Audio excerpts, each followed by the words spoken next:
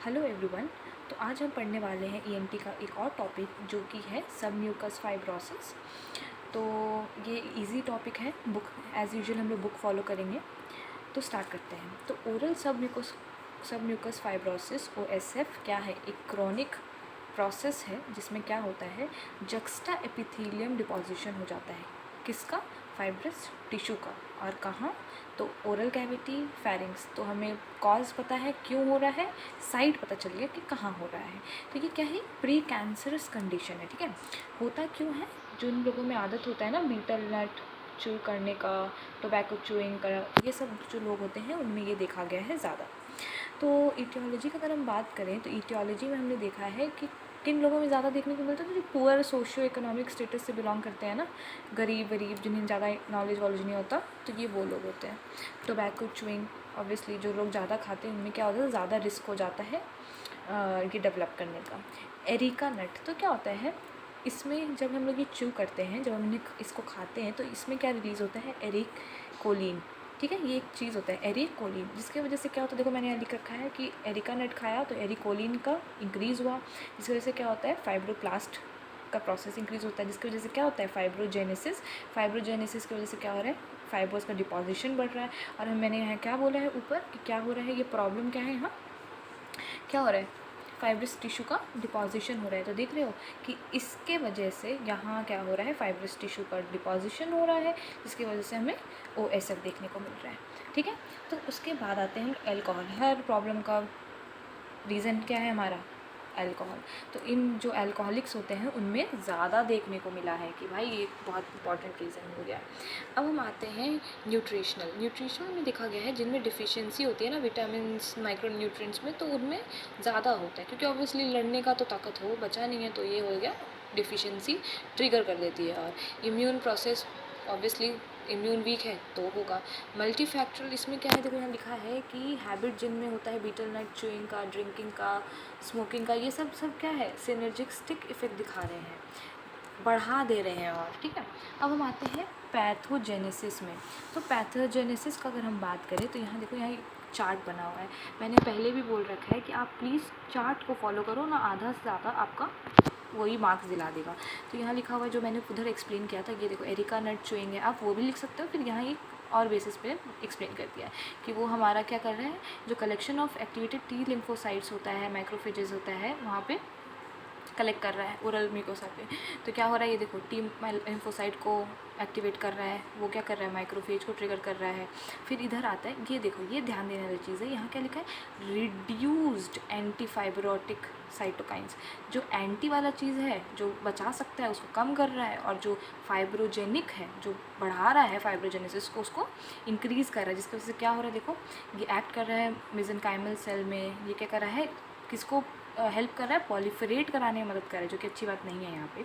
फिर और यहाँ पे देखो, तो ये जो रिड्यूस्ड वाला है एंटीफाइब्रोटिक साइटोकाइनिन्स, ये क्या हो रहा है, लेस कोलिजनेज कर रहा है, जिसकी वजह से क्या हो रहा है, देखो इंक्रीज प्रोडक्शन ऑफ कोलेजन कर रहा है। और हमें तो पता ही है कि कोलेजन क्या कराता है। तो ये एक तरह का क्या हो गया, फ्लो चार्ट हो गया कि कैसे फाइब्रोजेनेसिस वाला प्रोसेस आ रहा है। ये पूरा आप पढ़ोगे ना, ये वही लिखा हुआ है, तो आपको ये करना नहीं, ये पढ़ना होता है। ठीक है, उसके बाद हम आते हैं यहाँ, तो ये क्या लिखा हुआ है, देखो क्या होता है, फाइबर्स एबनॉर्मली गेट डिपॉजिट हो जाता है, नॉर्मली नहीं, एबनॉर्मली डिपॉजिट होता है, जिसकी वजह से हमें क्या होता है, difficulty in opening mouth. Obviously वहाँ पे जो नॉर्मल हम लोग मुंह खोल पाते थे, अब क्या हो गया, वहाँ पे फाइब्रस टिश्यू का डिपॉजिशन हो गया है, अब मुंह जकड़ जाता है, तो हम मुंह नहीं खोल पाते हैं। ओके, तो देखो यही वही लिखा हुआ है कि अब आप पढ़ोगे तो ये फाइब्रोसिस इज मार्क्ड, हम लोग क्या करते हैं, difficulty in protrude of tongue नहीं कर पाते हैं, है ना। फिर इसके बाद हम अगर आएँ तो क्या लिखा है, ये क्या लिखा है, प्री मैलिग्नेंट कंडीशन है, और इसका मैलिग्नेंट ट्रांसफॉर्मेशन जो होता है 3 to 7.6 केसेस में देखने को मिलता है। अगर हम क्लिनिकल फीचर्स में आएँ तो कुछ एज पहले देख लेते हैं, एज और सेक्स में। तो क्या है, नो एज और सेक्स इज़ इम्यून। ऐसा क्या होता है, आपको बेसिकली ज़्यादातर किस में, जवान लोगों में देखने को मिल रहा है, देख रहे हो 20 to 40 ईयर्स में ज़्यादा देखने को मिल रहा है। अच्छा, इसके वजह से क्या होगा, हमारे माउथ में प्रॉब्लम हो गया, ऑब्वियसली चिली खाओगे, स्पाइसी फूड होगा, तो उस चीज़ को ट्रिगर करेगा, तो हम लोग इंटॉलरेंट हो जाते हैं, उसके लिए झेल नहीं पाते हैं। सोरनेस ऑफ माउथ होगा ना, कांस्टेंट बर्निंग सेंसेशन फील होगा। वही आप कुछ खाओगे तो अगर स्पाइसी फूड खा रहे हो तो वो और वर्सन हो जाएगा और तकलीफ़ देगा। ये चार्ट हमने पढ़ लिया। फिर यहाँ पे आते हैं तो रिपीटेड वेसिकुलर इरप्शन देखने को मिलता है पैलेट में। हम लोग, मैंने बोला कि क्या हो रहा है, फाइब्रोसिस हो रहा है, जिसकी वजह से अब क्या हो, डिफ़िकल्टी टू ओपन माउथ, ठीक से माउथ खुल नहीं पाता, टंग प्रोट्यूड नहीं कर पाते हो। अब आते हैं हम लोग साइन, तो हम लोग को देखने क्या मिलेगा, तो चेंजेस क्या देखने को मिला। देखो यहाँ पे क्या है कि changes of sub mucosa fibrosis are most कहाँ ज़्यादा देखने को मिलता है, तो soft palate, faucial pillars, buccal mucosa, इन सब जगहों में ज़्यादा देखने को मिलता है। क्या हो रहा है कि यहाँ पे हो क्या जा रहा है कि पहले इनिशियल फेजेस में क्या हो जा रहा है, एक पैची रेडनेस देखने को मिलता है मेम्ब्रेन के ऊपर, और उसमें क्या हो रहा है, वेसाइकल्स फॉर्म हो जाता है। वेसाइकल बना, अब ये बर्स्ट आउट होगा, उसकी वजह से वो क्या बना देगा, अल्सर्स बना देगा इनिशियल स्टेज। लेटर में क्या हो जाता है, ये जो फाइब्रोसिस डेवलप कर जाता है म्यूकोसल लेयर में अंदर की तरफ, तो क्या हो रहा है, ब्लैंचिंग ऑफ म्यूकोसा देखने को मिलता है ना।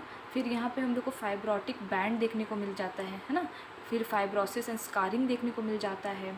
फिर क्या बोला है कि रेस्ट्रिक्टिव मोबिलिटी देखने को मिलेगा। ये भी हमने साइन में, सिम्टम में पढ़ लिया है कि हम लोग मोबिलिटी ख़त्म हो जाता है, टंग नहीं खुल रहा, मुंह नहीं खुल रहा, तो दिक्कत आ जाता है ना। ट्रेसमस देखने को मिलता है।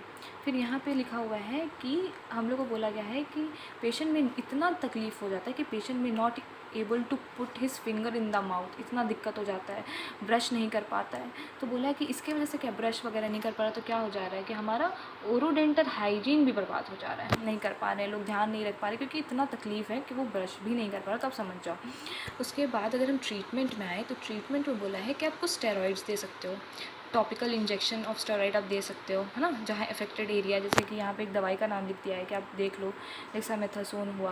बोला है कि ये steroids it may be combined with hyalase, उसी इसके कॉम्बिनेशन में दे सकते हो। तो बोला है कि डेक्सामेथासोन दो 4 mg वाला, उसको किसके साथ मिक्स करके दो, हाइलेज के साथ। अच्छा, इंजेक्ट करना है कब, बाई वीकली फॉर 8 से 10 वीक तक, ठीक है।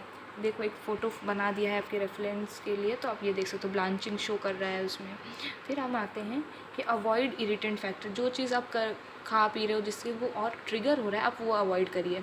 पान गुटखा छोड़ दीजिए, नहीं खाना है अब क्या है, अब क्या बोला है कि जो भी एग्जिस्टिंग डिफिशियंसीज था, थोड़ा इसको ट्रीट करिए, खाना पीना खाइए, इनकरेज करो कि जॉ मूवमेंट एक्सरसाइजेज हो, क्योंकि अब तो रिस्ट्रिक्ट हो गया है, तो आप उसको अच्छा करो। सर्जिकल में बोला है कि आप सर्जिकली में क्या कर सकते हो, जो फाइब्रोसिस है आप उसको हटा दीजिए। कैसे, simple release of fibrosis and skin grafting करके। फिर है बायलैटरल टंग फ्लैप्स का यूज़ करो। फिर यहाँ पे दिया हुआ है कुछ नेज़ोलेबियल फ्लैप्स, इजलैंड पैलेट म्यूकोपेरिस्टियल फ्लैप, ये हुआ bilateral radial forearm free flap हुआ, सर्जिकल इंसेशन हुआ।